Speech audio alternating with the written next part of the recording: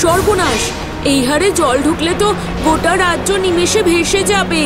তাই তো দেখছি, আমাকেই কিছু একটা করতে হবে। হ্যাঁ ভোলা দাদা, তুমি কিছু করো, কিন্তু সবার আগে আমাদের এই জল লোকালয়ে যাওয়ার আগে সেই জায়গার মানুষগুলোকে অন্যত্র সরাতে হবে। তাহলে আর দেরি না করে আগে জল সেই দিকে যাই। নন্দী, তুই রাজা বা মন্ত্রীমশাইকে খবর দে এবং বল তিনি যেন প্রহরীদের পাঠিয়ে রাজ্য খালি করান। সবাইকে রাজমহলে যেন নিয়ে যান, জল যতক্ষণ না কমছে। বেশ, তাহলে আমি তাই যাচ্ছি। বকুল, তুই আমাদের গ্রামে গিয়ে সবাইকে বল এই সব কথা। বেশ ভোলা দাদা। সবাই এক্ষুনি এই জায়গা খালি করো, সবাই রাজপ্রাসাদে চলে যাও। নদীর বাঁধে ফাটল দেখা দিয়েছে, নদীর জল প্রবল বেগে বইছে। আমার ছেলেটা কোথায় গেল? কাকি, তোমার ছেলের কি হয়েছে? কোথায় ও?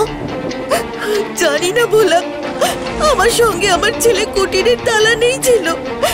তোমার কথা শুনে আমি তাড়াতাড়ি কিছু জরুরি জিনিস বেঁধে নিতে ঘরে ঢুকি, তারপর বাইরে এসে দেখি ও নেই। সর্বনাশ, সর্বনাশ! কোন দিকে যেতে পারে বলে তোমার মনে হয়? জানি না বাবা, তুমি আমার কোলের ছেলেকে আমার কোলে ফিরিয়ে দাও ভোলা। বেশ বেশ, তুমি চিন্তা করো না, আমি দেখছি তোমার ছেলে কোথায়।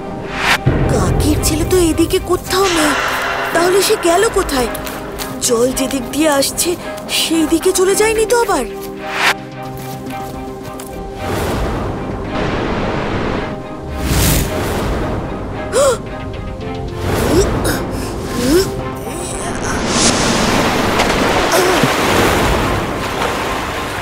কাকি, আর তোমার ছেলেকে চোখের আড়াল করো না।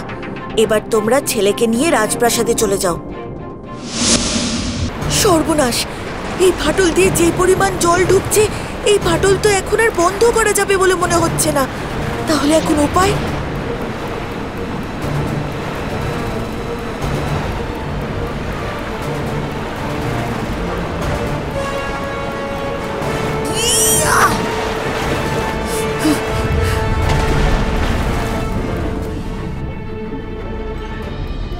এই গাছকে তো এমনি উপড়ে ফেলা যাবে না, তাহলে কি করব এখন?